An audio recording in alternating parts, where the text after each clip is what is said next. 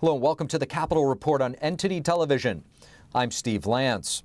And after weeks of negotiations, the House is set to vote in just a little while on the debt ceiling deal. Despite pushback from some lawmakers, leaders in both parties say they're hopeful that the agreement will move forward. Entity's Iris Tao has more. So tonight, the House is voting on this very high-stakes debt ceiling agreement struck between President Biden and House Speaker Kevin McCarthy last weekend. And just hours ago, the House has just passed a rule governing for debate, effectively clearing the way for this bill to get to the full House for a vote.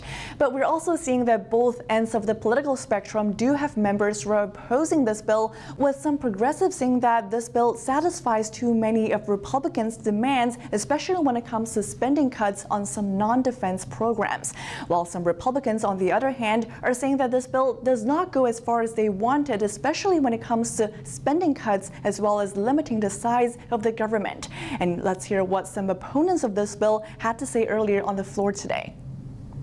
Rather than making the wealthiest pay their fair share, extreme Republicans wanted to balance the budget on Americans' growling, hungry stomachs. The fact is, at best, we have a 2-year spending freeze that's full of loopholes and gimmicks that would allow for increased funding for the federal bureaucracy in order to achieve a $4 trillion increase in the debt. $4 trillion.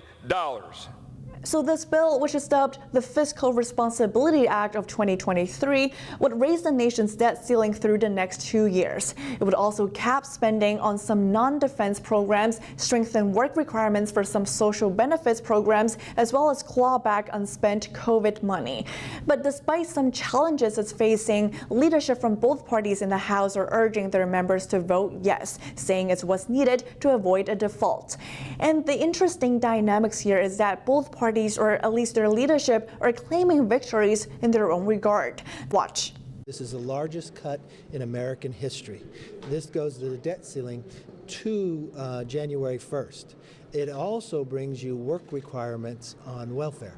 President Biden protected the clean energy tax credits that will be transformational. President Biden protected billions of dollars in funding to combat environmental injustice. And of course, these victories that the two parties are each claiming are the very causes for some members on the opposite side to say that this bill is problematic because the other side is apparently cheering it on.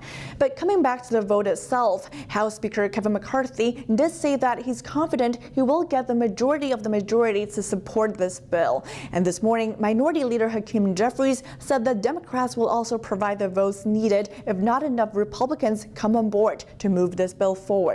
So assuming an ultimate yes in the House, all eyes will then shift to the Senate, in which the leadership, again from both parties, are saying that they would like to see this bill passed as soon as possible in order to get it to President Biden's desk and to avoid an ultimate default.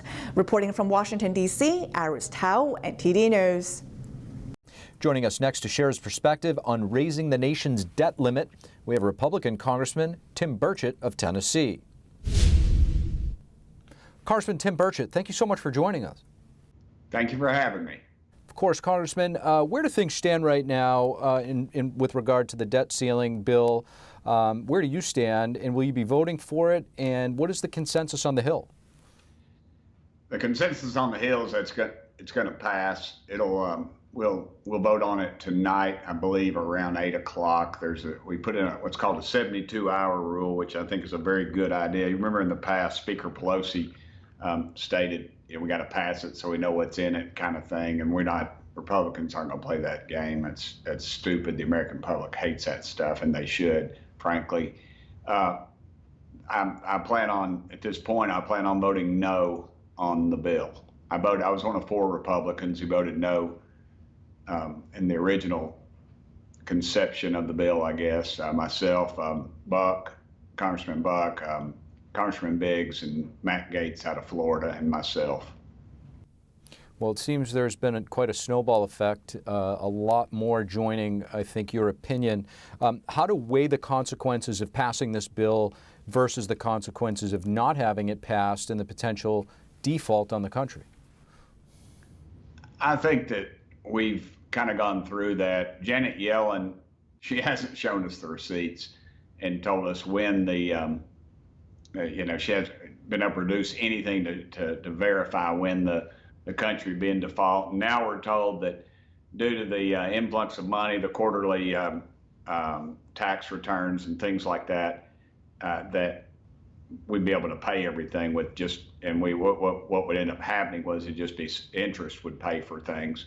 So, everybody got all worked up about that, mainly in the money changing world that we live in. The bankers and the financial people, they worried about that, but the average citizens, I think they're more concerned about the crippling debt that we have, the $32 trillion that we continuously fail to address. And until we do, I think you'll see, as we've seen in the last 2 years, if you made $100,000, you'd basically have $85,000 in buying power, and because of the decrease of the increase of inflation and the devaluation of your dollar because of this spending we've done.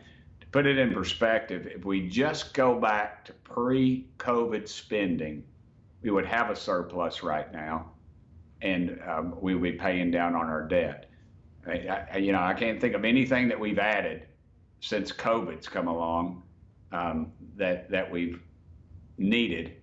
If we could just cut back to those levels, but we can't. This town's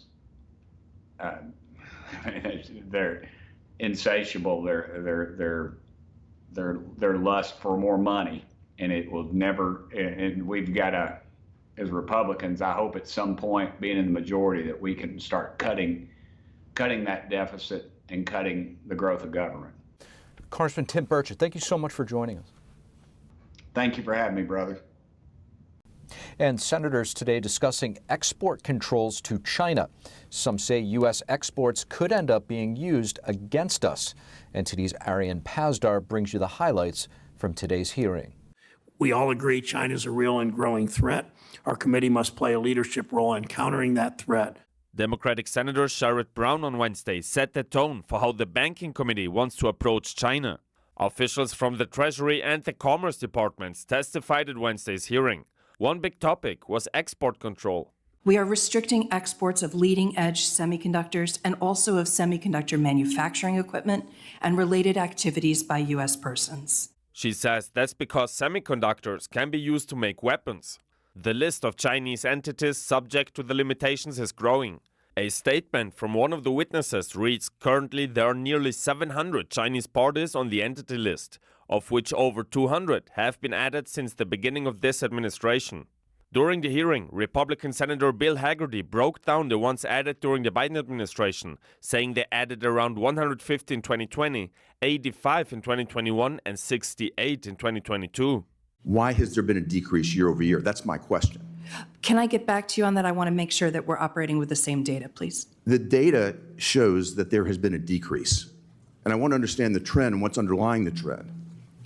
We are deeply focused as one of the two pillars of export controls on entities that pose national security and foreign policy threats to the United States.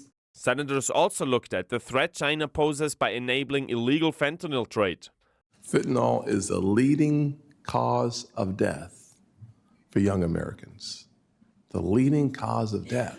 Multiple senators at Wednesday's hearing promoted the Fend Off Fentanyl Act, which they introduced earlier this month.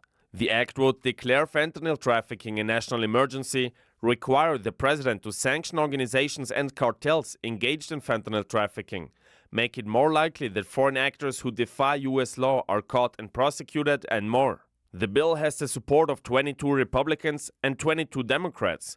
One of the senators said such strong bipartisan support is a miracle these days. Arian Pazdar, NTD News. And the Republican field of presidential candidates continues to expand.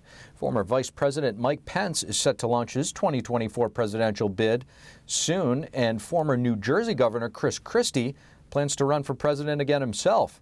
Sources familiar with their plans say Pence is expected to make the announcement next Wednesday on his birthday in Iowa, while Christie will make the announcement on Tuesday at a town hall in New Hampshire.